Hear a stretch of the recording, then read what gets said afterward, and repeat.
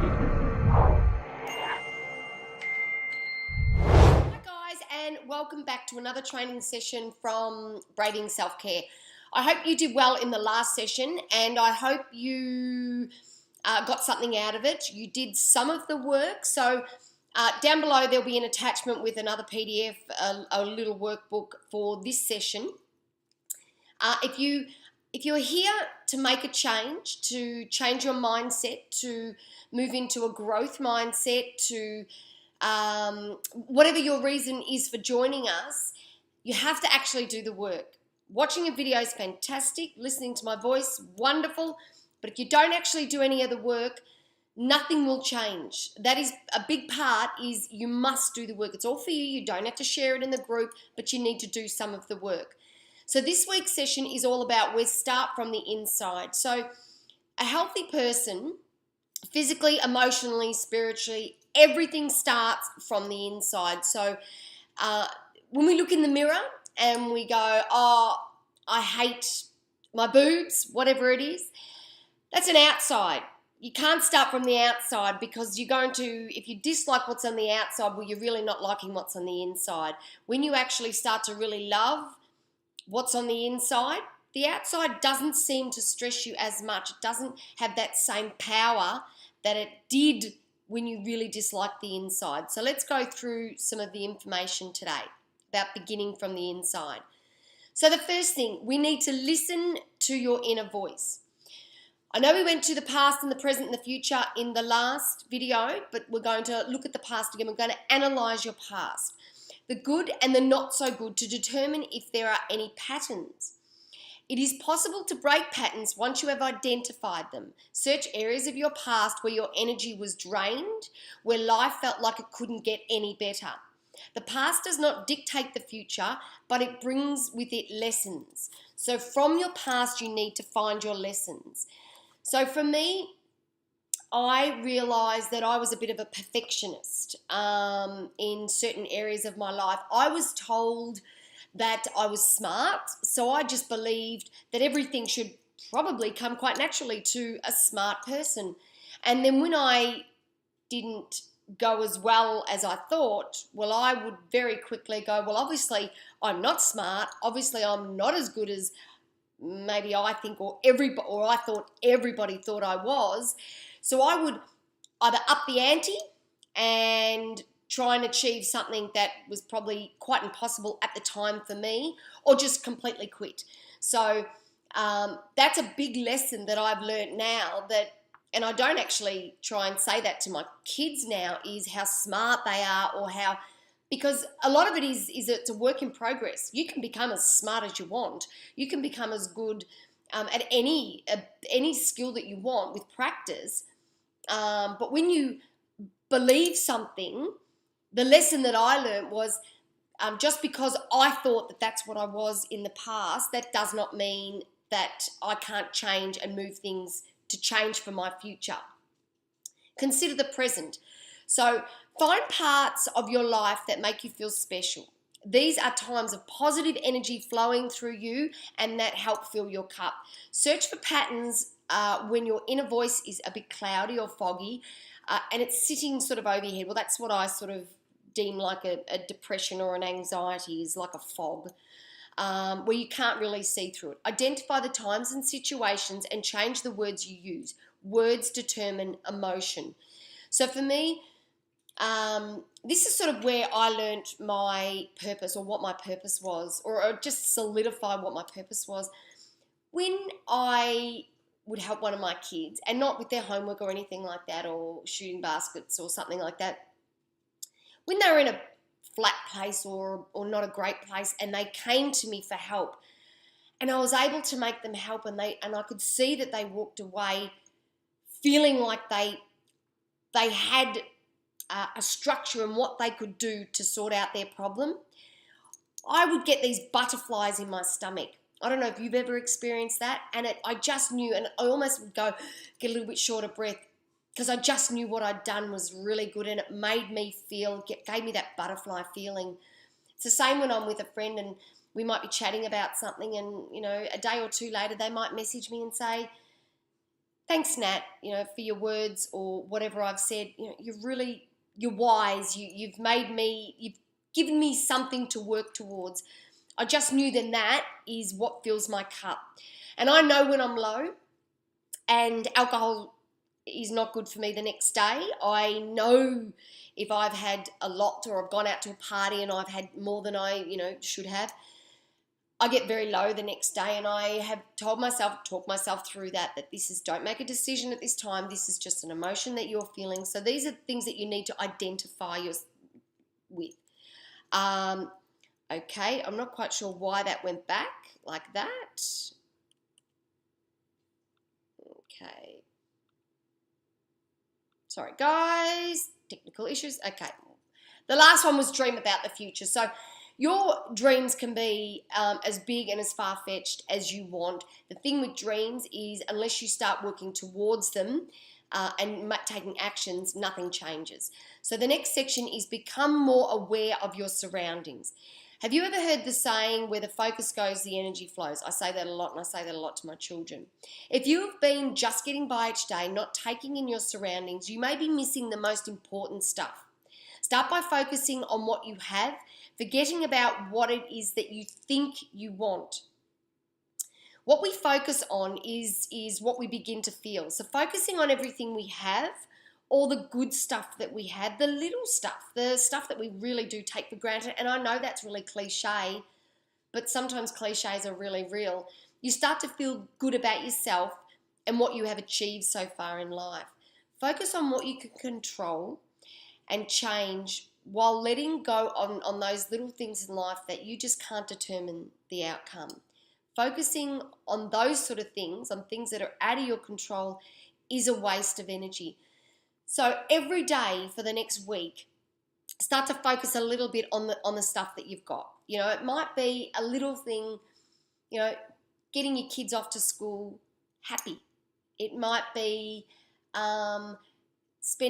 getting that half an hour just to sit down to meditate, to read a book.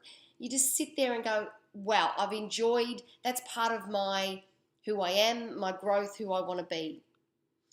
Become a student in your own life. Learn from those you have surrounded yourself with. We do go in another training session, we talk about how to get rid of the people in your life that aren't good for you. If they are getting it right, well, copy them and make the changes that suit your personality and your lifestyle. Don't be afraid to make mistakes, as often this is where the most of the growing occurs. Learning is essential to growth, and growth moves you closer to inner happiness. Mistakes are really important. So the next section is stop making excuses. I have one child that I have to say to often, because this child makes excuses for everything. It's never this child's fault, and doesn't matter what happens. It could be my fault often, and I'm sure it is. There's always an excuse of why this child didn't achieve what they thought they would achieve. And it really upsets me, because I'm trying to get that thought process out of this child's head, because excuses will get you nowhere. Patterns are conditioned, but they can be broken if you want things to change. Stop making excuses about why your life is the way it is. This is a pattern that can be changed. You are making the decisions in your life, so you determine whether or not you continue to make the excuse. So some of the excuses that we make: stop believing other people get what they want because they are lucky. Excuse. People, the odd luck. Okay, a Tats Lotto win and that sort of stuff. Most people who win Tats Lotto, you see reports 5-10 years down the track, they aren't that much happier. So stop making excuses why other people are lucky. Stop telling yourself it will never happen to me. Why? If you believe it, remember what I said before, where you focus, that's what happens. That's where all of your energy goes, what you're focusing on. If you constantly focus, well, it's never going to happen to me, I'm sorry, but it is never going to happen to you. It doesn't mean that when you say to yourself, yep, I'm going to do this today, and you may not achieve it. Everything's a work in progress, but if you have your mindset in the right path, you will achieve it. Stop saying you don't deserve it. You damn well do deserve it. Why don't you deserve it? Are you a bad person? Have you done something majorly wrong? Well, then why don't you deserve whatever it is that you're after. Stop believing you are just a normal, everyday person and special things don't happen to you. You are special. You are special in someone else's life as well, special in your own life. You must believe that. If you don't believe you're special, you are not going to achieve all those dreams and everything that you want. Start to believe we're all so unique. We've all got something massive to offer the world. You just need to find what it is, believe in it, and start offering it to people. Stop saying, if only I had more time, if only I had more money, if only I had more friends, if only I had whatever it is. Stop it, stop it, stop it, stop it. This is the time to go beyond yourself and stop comparing your achievements, or that lack thereof, with other people. Make the changes. Change your words. Words create emotions, and emotions motivate actions. All those powerful little steps. Make the changes.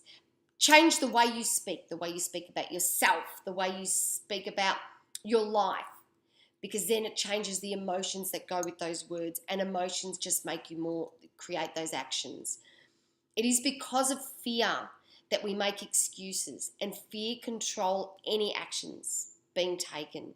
So stop that. We need to stop that, stop the fear.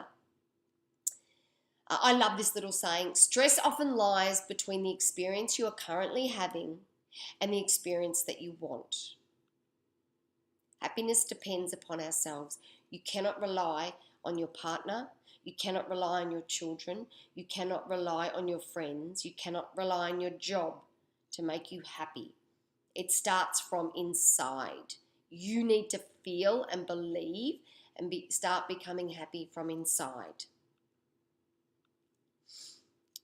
The power of patterns. So patterns is something that we need to break. Negative patterns. Positive patterns we need to keep working with. So the first thing, the power of a pattern, is to recognize a pattern. Take responsibility. Empower yourself to be accountable for the situation. Lose the conditioned responses and be accountable for your actions, even if your actions are simply a reaction to a situation. So you take responsibility. When I was struggling with my eating disorder, it was everybody else's fault. I wasn't loved enough. I wasn't good enough. I wasn't skinny enough. It was everybody else's fault but my own. So I had this continual pattern. As soon as I accepted and became accountable for my actions, I started to go, well, you know what? I can make those changes. It's my responsibility, my life, my pattern. I can now alter it and change it. Emotional health. Look at how the pattern impacts your life emotionally, physically, and spiritually. Don't repress these emotions, but notice what triggers them and how you could feel different if the pattern was broken. They're your pattern. So in the workbook below, we identify some of these negative patterns. And once you identify them, then you can put your emotions and what triggers and things like that, so we can break the pattern. Determine the lesson. Every situation has a lesson, and by refusing to acknowledge it, it's almost a guarantee that that pattern's going to continue, and that's why people continue not losing weight. That's why people continue to smoke, continue to self-sabotage, continue to negative talk about themselves, continue to look in the mirror and go, well, you are shit, you are not good, because you haven't learnt the lesson yet. You haven't learnt the lesson that you need to learn. Once you do, you go, okay, now I can start to change that pattern. Make a different choice. Evaluate what outcome you want and make a different decision to get closer to that outcome. If it doesn't work the first time, if it doesn't work the 10th time, keep making changes until you start to achieve your desired outcome. The average person gives up after 2 or 3 times. Don't. You will get there. Just make a slight tweak and keep moving forward. So the last section on this one is the power of purpose. When you find your purpose, when you know what you are waking up for every day, what's really deep inside you, it creates motive, the reason behind every single thing we do. With the right motive and attitude, life often seems less mundane and the focus is no longer on ourselves. We move it from us and we move it to everybody else when you know exactly what you want to do in life. people can have more than one calling. Some people have more than one purpose in life, and it helps in creating new ideas and paving a new way for change in the future. Don't just think, okay, I am good with children, so I'm going to work with children, I'm going to be a teacher, I'm going to be this. You can have more than one purpose. Self-esteem. When life has a reason, challenges don't seem as challenging as we are searching for the answers. Goals become achievable and confidence grows. It's not about the end result. It's not about like you go, oh, I found my purpose, now I can relax. It's a constant learning process. Like in one of the slides I said before, learn. Life's all about learning and all the lessons that you're learning. Once you start to learn these lessons, it's amazing what you get out of it. Facing your fear. With purpose comes hope. Being able to leave behind what has been holding you back and seeing a positive, happy future means losing that fear. Face your fears. Everybody's got them. Everybody's got them. All these amazing people that you see, that you look up to, that you aspire to be, have fears. People who are outstanding work through these fears and go, you're not holding me back. I get one chance at this. You ain't holding me back. So you need to face your fears. So now, thank you for this session.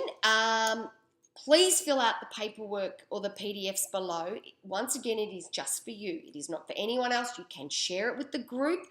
I'll give some little tidbits again during the week to help out. I loved, when people went into the group and we talked about the I ams and setting the intention for every day. So I hope you have a wonderful week, and any questions you have on this, put it into the group and I'm more than happy to answer.